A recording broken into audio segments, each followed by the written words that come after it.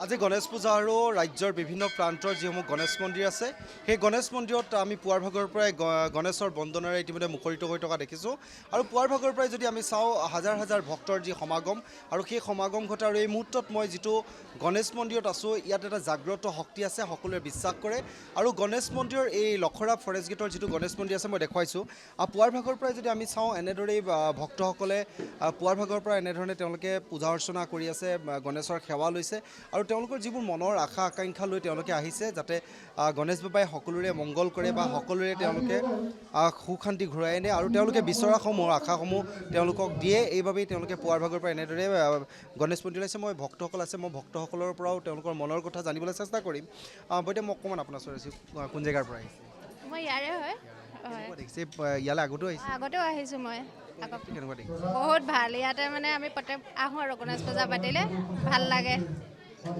গণেশ পূজা মিলি ধুনীয়াকৈ পূজা ভাগ কৰে সৰস্বতী পূজা আগত হওক গণেশ চতুৰ্থীত হওক ভাল লাগে মনত চাগে বেলেগ বিভিন্ন আশা আকাংক্ষা লৈ আহা মোৰ ল'ৰা হয় এইবাৰ মেট্ৰিক দিব তাৰ কাৰণে কাইলৈতো সৰস্বতী পূজা হয় আজি সেইটো কাৰণে তাৰ হৈ আশীৰ্বাদ অকণ বিচাৰি পাৰিছোঁ গণেশ বাবাৰ ওচৰত যাতে মনোকামনাবিলাক পূৰ কৰে সকলোৱে পূৰ কৰে ৰাইজৰ হৈ সকলো হয় সকলো অসমবাসী হৈ মই ধন্যবাদ দিছোঁ নিশ্চিতভাৱে চাওক আৰু এই গণেশ মন্দিৰতে আমি আজিৰ দিনটোত গুৱাহাটীৰ মেয়ৰ মৃগেন ভৰণীয়া ডাঙৰীয়া আহিছে আদিকে ধৰি বিভিন্নজন লোক উপস্থিত আছে বিশিষ্ট শিক্ষাবিদ দয়ানন্দ পাঠক ডাঙৰীয়া আছে আৰু ইয়াৰ যিগৰাকী কাউন্সিলাৰ বিজু মেধি আছে আৰু আমি কৈছোঁ যে ইয়াত বিভিন্নজন আহিছে যথেষ্ট লোক ইয়াত সমাগম হৈছে আৰু এই মুহূৰ্তত আমি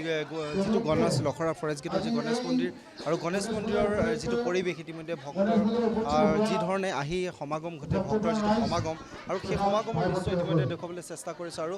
ভক্তসকলক তেওঁলোকে যেনেধৰণে পাৰে তেনেধৰণে সেৱা শুশ্ৰূষা কৰাত আৰু ইয়াৰ প্ৰসাদ ইতিমধ্যে বাইদেউ মই অকণমান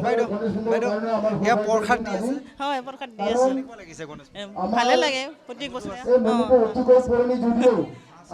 গণেশ পূজাৰ ইতিমধ্যে এনেদৰেই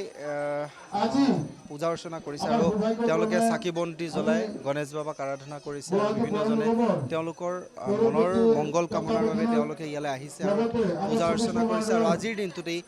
লখৰা গণেশ মন্দিৰৰ যি ফৰেষ্ট গেটৰ যিটো গণেশ মন্দিৰ আছে আৰু সেই গণেশ মন্দিৰতে ৰাজহুৱা শৌচালয় আজি আধাৰশিলাও স্থাপন কৰিছে আচলতে খুব ভাল দিন আৰু এই ভাল দিনতে আচলতে এনেধৰণৰ শুভ কৰ্মবোৰ লোৱা হৈছে ভক্তৰ বাবে এনেধৰণৰ বিভিন্ন কাৰ্যসূচী ৰূপায়ণ কৰিছে শৌচাগাৰটো আৰু প্ৰসাদটো খুব সুন্দৰভাৱে ব্যৱহাৰ কৰিব পাৰিব আজি এই সুযোগতে আজি উপস্থিত হোৱা আমাৰ পৌৰপতি ডাঙৰীয়া লগতে পাৰিষদ লগতে আমাৰ মুখ্যমন্ত্ৰী ছাৰৰ শিক্ষাগুৰু শ্ৰীযুত দয়ানন্দ পাঠক ছাৰ লগতে বিশিষ্ট ব্যৱসায়ী অনিৰ্বাণ দাস ডাঙৰীয়াকো এই সুযোগতে লখৰাবাসীৰ হৈ আমি আন্তৰিকতাৰে শুভেচ্ছা জ্ঞাপন কৰিছোঁ ধন্যবাদ নিশ্চিতভাৱে চাওক আমি ইতিমধ্যে কৈছোঁ যে ইয়াত ভক্তসকলৰ সমাগম ঘটিছে আৰু যিহেতু আমি এইবাৰ কেনেধৰণৰ কাৰ্যসূচী আছে অইন বছৰতকৈ এবাৰ আমাৰ বিশিষ্ট অতিথি অহাৰ কাৰণে আমাৰ ভাল লাগিছে মন্দিৰটো অলপ আমাৰ ফূৰ্তি লাগিছে তেখেতে আমাৰ কাউন্সিলৰো আহিছে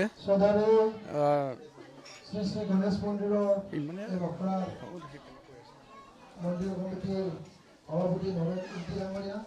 সম্পাদক নৱ ইণ্টি ডাঙৰীয়া এই ৱাৰ্ডৰ পাৰিষদ বিজু মেধি ডাঙৰীয়া আমাৰ সকলোৰে শ্ৰদ্ধা শিক্ষাগুৰু ডক্টৰ দয়ানন্দ পাঠক ডাঙৰীয়া বিশিষ্ট ব্যৱসায়ী সমাজকৰ্মী প্ৰতিটো মুহূৰ্তত জনতাৰ লগত থকা আমাৰ অনিৰ্বাণ দাস ডাঙৰীয়া প্ৰমুখ্যে এই অঞ্চলবাসী ৰাইজ সদা আই মাতৃসকলৰ ভক্তবোৰ ৰাইজ সকলোকে এই গণেশ চতুৰ্থীৰ শুভেচ্ছা জ্ঞাপন কৰিছোঁ বাবা গণেশ দেৱতাই সকলোৰে মংগল কৰক সকলোৰে আশীৰ্বাদ দিয়ক সকলোৰে ঘৰত যে নতুন মন হয় আৰু এই সমাজৰ লগতে এই পৃথিৱীখন সুন্দৰ হৈ থাকে তাৰ কাৰণে আমি ভগৱানৰ ওচৰত প্ৰাৰ্থনা কৰিছোঁ এই গণেশ পূজাৰ লগত সংগতি ৰাখিয়ে গুৱাহাটী পৌৰ নিগমৰ তৰফৰ পৰা আমি আগতে ঘোষণা কৰা প্ৰতিটো ৱাৰ্ডত শৌচালয় কমিউনিটি হল বিভিন্ন ধৰণৰ উন্নয়নমূলক কামৰ আজি আমি এই মন্দিৰৰ এটা শৌচালয় নিৰ্মাণৰ কাৰণে আধাৰশিলা স্থাপন কৰি এই কামৰ আমি শুভ আৰম্ভ কৰিম মাননীয় আমাৰ পাৰিষদ আমাৰ বিজু মেধি ডাঙৰীয়াৰ নেতৃত্বত এই অঞ্চলৰ বিভিন্ন ধৰণৰ কাম হৈছে। ইয়াৰ লগতেও আমি এটা সৰু হাইমাছ লাইট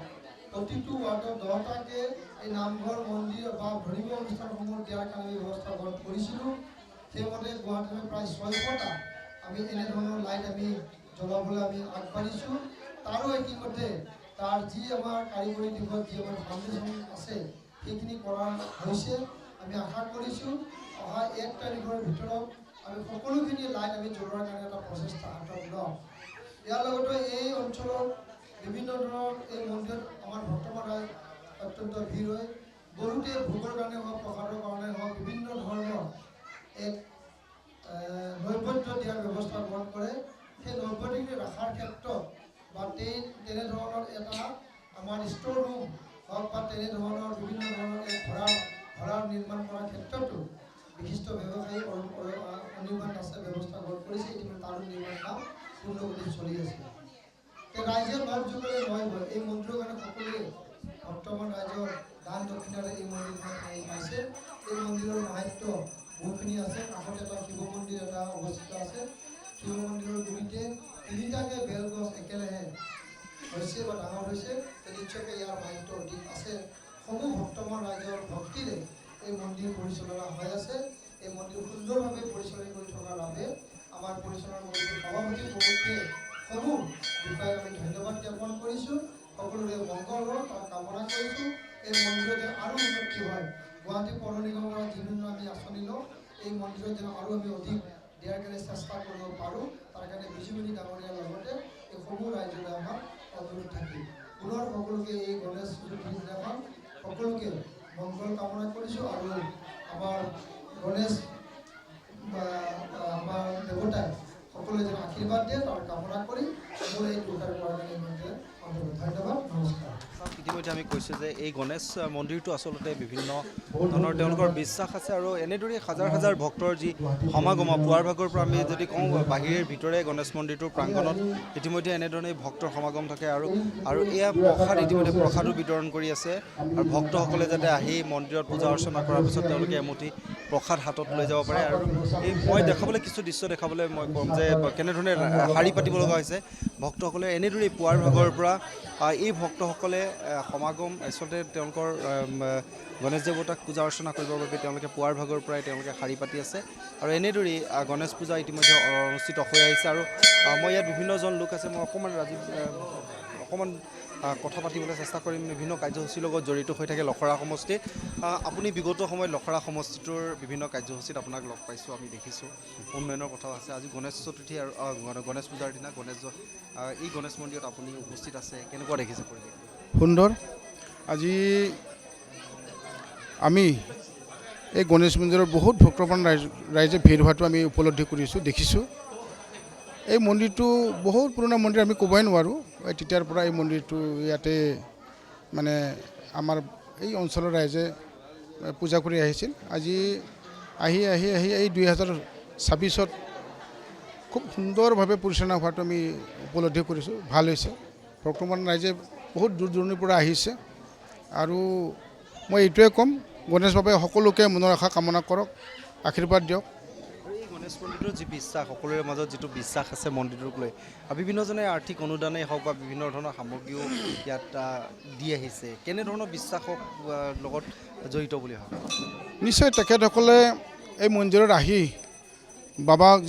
বাবাৰ পৰা যিটো আশীষ বিচাৰিছে হয়তো আশীৰ্বাদ পাইছে। তেখেতসকলে হয়তো মনোকামনা পূৰ্ণ হৈছে। সেইকাৰণে তেখেতসকলৰ দান বৰঙণিৰে আজি এই সুন্দৰ মন্দিৰটো হৈ উঠিছে। বিশেষকৈ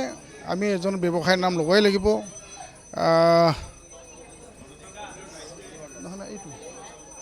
ৰোহিত চান্দ ডাঙৰীয়া আৰু তেখেতৰ মানে সহধৰ্মিনী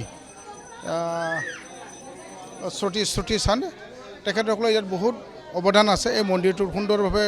বনাই দিছে। এই সভাকক্ষটো লগতে মণিকূট এই দুয়োটাই খুব সুন্দৰভাৱে বনাই দিছে। তেখেতকো গণেশ বাবাই আশীৰ্বাদ দি তেখেতৰ ব্যৱসায় বাণিজ্যবিলাক আগুৱাই লৈ যাওক, তাকে কামনা কৰিছোঁ।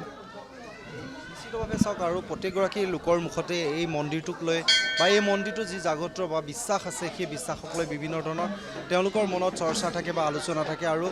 মই যদি কওঁ গণেশ বন্দনাৰে ইতিমধ্যে মুখৰিত হৈ আছে আৰু এই মন্দিৰত প্ৰত্যেক বছৰে এনেদৰেই আই মাতৃসকলে ইয়াত আই মাতৃ যি নামতি দল আছে আৰু নামতি দলে ইতিমধ্যে গণেশ বন্দনা কৰে আৰু গণেশ বন্দনাৰে ইতিমধ্যে মুখৰিত হৈ থকা দেখা গৈছে আৰু এই মুহূৰ্তত আমি দেখুৱাইছোঁ যিহেতু দৃশ্যটো ইতিমধ্যে কৈছোঁৱে যে আৰু এনেদৰেই ইতিমধ্যে গণেশ বন্দনাৰে মুখৰিত হৈ থকা দৃশ্য আমি ইতিমধ্যে দেখাবলৈ চেষ্টা কৰিছোঁ আৰু গণেশ মন্দিৰ ইতিমধ্যে প্ৰাংগণত এনেদৰে গণেশ পূজা উদযাপন হৈ আহিছে বা গণেশ পূজা আয়োজন কৰিছে আৰু গণেশ পূজা আমি বিভিন্নজনৰ ইতিমধ্যে কৈছে যে যিটো গণেশ পূজাৰ আজিৰ দিনটোত এই বিশেষ মুহূৰ্তত আমি যিবোৰ বিভিন্নজনৰ মন্তব্য লৈছোঁ কেনেধৰণৰ পূজা অৰ্চনা এই ফৰেষ্ট গেটৰ যিটো গণেশ মন্দিৰ সকলোৰে এটা বিশ্বাস কৰে যে এই গণেশ মন্দিৰটোত কিবা এটা আছে যিটো শক্তিয়ে সকলোৰে মনোকামনা পূৰণ কৰি আহিছে আৰু বিভিন্ন স্থানৰ পৰা ইয়ালৈ সমাগম ঘটে ভক্তৰ পুৱাৰ ভাগৰ পৰা আছে কেনেকুৱা পৰিৱেশ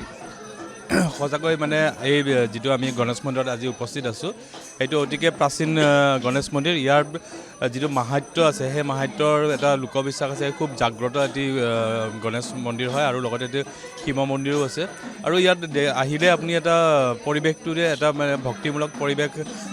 বিৰাজ কৰে গতিকে মই নিজে যিহেতুকে ইয়াৰে স্থায়ী বাসিন্দা হয় আমি সৰুৰ পৰাই এই মন্দিৰটোলৈ আহিছিলোঁ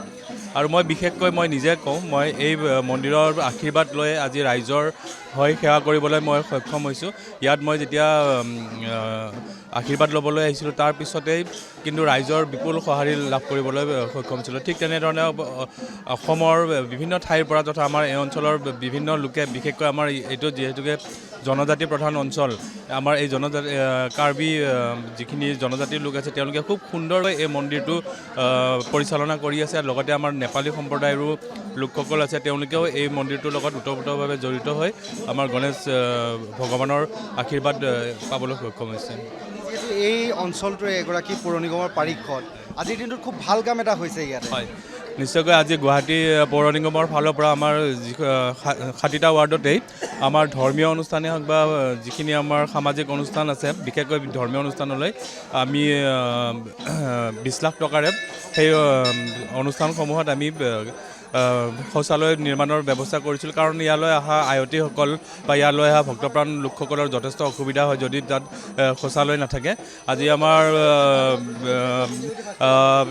আমাৰ মৃগেন শৰণীয়া দেৱৰ নেতৃত্বত আমাৰ গুৱাহাটী পৌৰ নিগমৰ 60টা ৱাৰ্ডতেই আমি এই কামটো কৰিবলৈ সক্ষম হৈছোঁ আৰু যিহেতুকে আজি গণেশ পূজাৰ এই পবিত্ৰ মুহূৰ্ততে যাতে আমি এই আধাৰশিলাটো কৰিব পাৰে আৰু খুব ভাল লাগিছে গতিকে আমি আশাবাদী আৰু ইয়াত আমি এটা মিনি হাইমাছ লাইটো দিছোঁ যাতে আমি এই মন্দিৰ প্ৰাংগণটো আমি পোহৰাই তুলিব পাৰোঁ আৰু লগতে